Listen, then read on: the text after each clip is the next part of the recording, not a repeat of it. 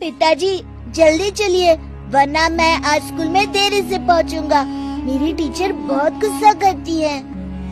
हाँ हाँ बेटा, अभी चलते हैं, बस 2 मिनट रुको। तभी रमेश की पत्नी कमरे से बाहर आती है और रमेश से कहती है, सुनिए जी, आज शाम को आप ऑफिस से जरा जल्दी घर आ जाइएगा। याद है ना, आज आपको मुझे शॉपिंग कराने के लिए लेकर जाना है। अरे भाग्यवान, इस महीने हाथ जरा तंग है। मेरी मानो तो शॉपिंग का विचार कुछ दिनों के लिए अपने दिमाग से निकाल ही दो। मैं तुम्हें अगले महीने पक्का शॉपिंग कराने ले जाऊंगा। अभी मुझे चलना चाहिए, वरना राजू को स्कूल पहुंचने में देर हो जाएगी।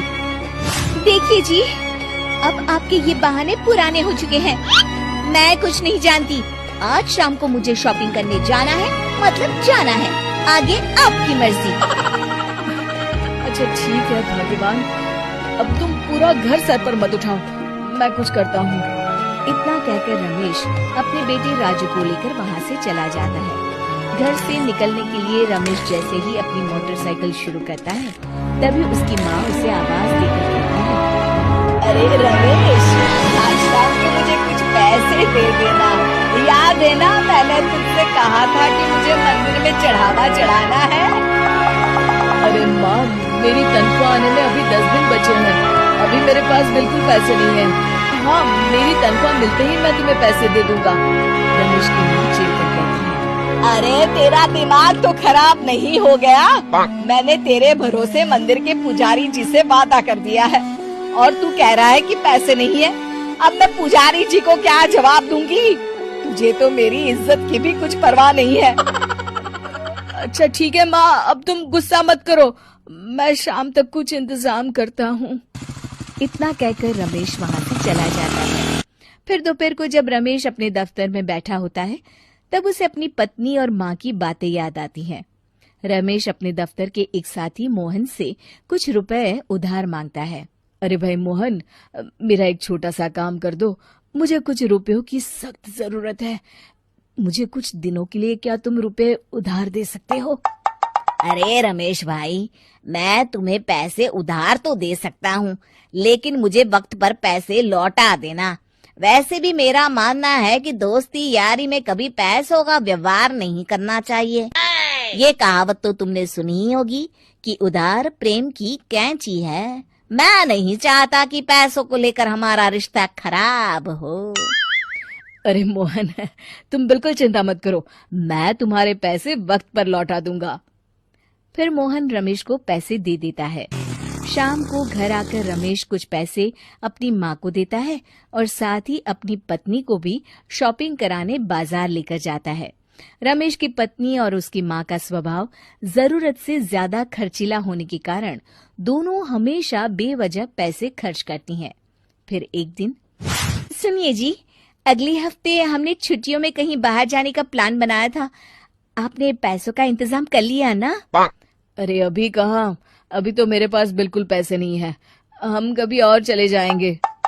देखिए जी, मैंने सभी सहेलियों से कह दिया है कि मैं बाहर घूमने जा रही हूँ। अगर मैं नहीं गई तो सब मुझ पर हंसेंगी। आप कहीं से भी पैसों का इंतजाम कीजिए जी। इतना कहकर रमेश की पत्नी वहाँ से चली जाती है। वहीं दूसरी तरफ रमेश की माँ भी तीर्थ यात्रा जाने की जिद करती है और रमेश से पैसे मांगती है।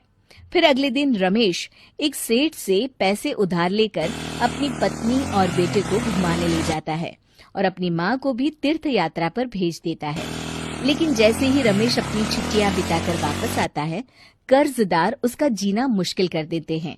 इतना ज्यादा कर्ज एक साथ अपने ऊपर देख रमेश काफी परेशान रहने लगता है। फिर एक दिन राजू की स्कूल की फीस वक्त पर न भर पाने के कारण रमेश को स्कूल में बुलाया जाता है। स्कूल के प्रिंसिपल साहब रमेश को सख्त हिदायत देते हैं कि अगर वक्त पर स्कूल की फीस नहीं भरी गई तो उनके बेटे का नाम स्कूल से काट दिया जाएगा। अपने बेटे की स्कूल की फीस भरने के लिए रमेश अपने दोस्त गिरधारी से कुछ पैसे उधार ले लेता है और स्कूल की फीस भर देता है। रमेश की माँ और उसकी पत्नी खर्चे और घर की जिम्मेदारी संभालते संभालते धीरे धीरे रमेश पूरी तरह कर्ज में डूब जाता है और तभी एक दिन दफ्तर में काम करते समय रमेश की तबीयत अचानक बिगड़ जाती है और वो बेहोश होकर गिर पड़ता है। उसे जल्दी से पास के एक अस्पताल में भर्ती कराया जाता है। रमेश के घर वालों को ये बात पता चल जाती है तो वे सभी अस्पताल पहुंचते हैं। अस्पताल के डॉक्टर साहब उन्हें बताते हैं, देखिए, देर रात तक जागने और जरूरत से ज्यादा काम करने की वजह से इन्हें चक्कर आ गया था। बेहतर यही होगा कि इन्हें कुछ दिनों के लिए पूरी तरह आराम करने दिया जाए। रमेश की हालत देखकर उसके बेटे राजू को बहुत गुस्सा आता है और वो अपनी दादी और माँ से कहता है, माँ, दादी, मैं इतना छोटा हूँ, फिर भी मैं इतना समझता हूँ कि पिताजी दिन रात दफ्तर में काम करके पैसे कमाते हैं। पिताजी अकेला पूरा घर संभालते हैं और आप दोनों अपने फिजूल के खर्चों के लिए उन पर दबाव डालते रहते हैं। आज पिताजी की हालत के जिम्मेदार तो आप दोनों हैं। राजू की समझदारी भरी बातें सुनकर रमेश की माँ और पत्नी को अपनी गलती का एहसास होता है और दोनों की आंखों में आंसू आ जाते हैं। फिर कुछ दिनों के बाद रमेश की तबीयत एकदम अच्छी हो जाती है और वो पहले की तरह अपने काम पर जाने लगता है। रमेश की माँ और पत्नी अब उसे किसी प्रकार की कोई तकलीफ नहीं देते और ना ही उससे किसी चीज की मांग करते हैं। फिर देखते ही देखते रमेश अपने कर्ज के सारे पैसे चुका देता है। उसकी जिंदगी पहले की तरह अच्छी हो जाती है और वो अपने परिवार के साथ खुशी खुशी रहने लगता है। शिक्षा, हमारे रिश्ते एक तराजू की तरह होते हैं जिसकी दोनों ओर जिम्मेदारी और समझदारी का वजन बराबर होना चाहिए।